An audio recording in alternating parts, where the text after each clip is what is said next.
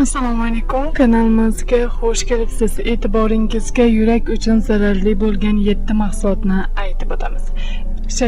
Shakar deyarli har bir mahsulot tarkibida mavjud bo'lib, yurak uchun juda xavflidir. Mutaxassislar kuniga 20-30 grammdan ortiq shakar iste'mol qilmaslikni tavsiya etadilar.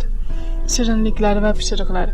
Pishiriqlar tarkibida ko'p miqdorda shakar va to'yingan yog' bo'ladi.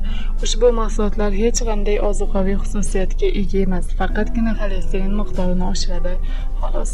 Gazlangan ichimliklar. Ularning asosiy xavfi tarkibida shakar emas, shakarning suyuq ko'rinishidadir. Shakarli suvlar insulin miqdorini o'zgartirib yuboradi.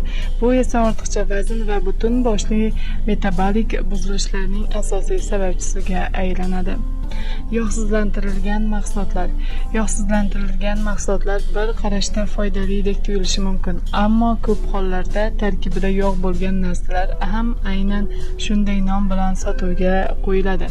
Shu boisdan mahsulotlarni xarid qilishdan avval ularning tarkibini o'rganib chiqing. Margarin to'yingan yog'ning koni bo'lgan mahsulotlardan biri. U organizmdagi yallig'lanish jarayonlarini keltirib chiqaradi. Oq nonni me'yorda tanovul qilgan yaxshi, ammo oq nondan voz kechib qorasiga o'tganingiz ma'qulroqdir. U ishlov berilgan uglevodlar koni sanaladi. Uning tarkibida kletchatka ham foydali moddalar ham mavjud emas. Oq nonni haddan tashqari ko'p iste'mol qilish qondagi glyukoza miqdorini tushiradi va qon tomir kasalliklari xavfini kuchaytiradi. Yogurtlar. Lotvadagi yogurtlar sun'iy qo'shimchalar va zararli moddalar bilan birgalikda ishlab chiqariladi. Shu sababli yogurt iste'mol qilishni istagan paytingizda uni uy sharoitida tayyorlashga harakat qiling.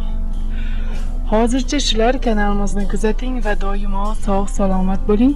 E'tiboringiz uchun rahmat.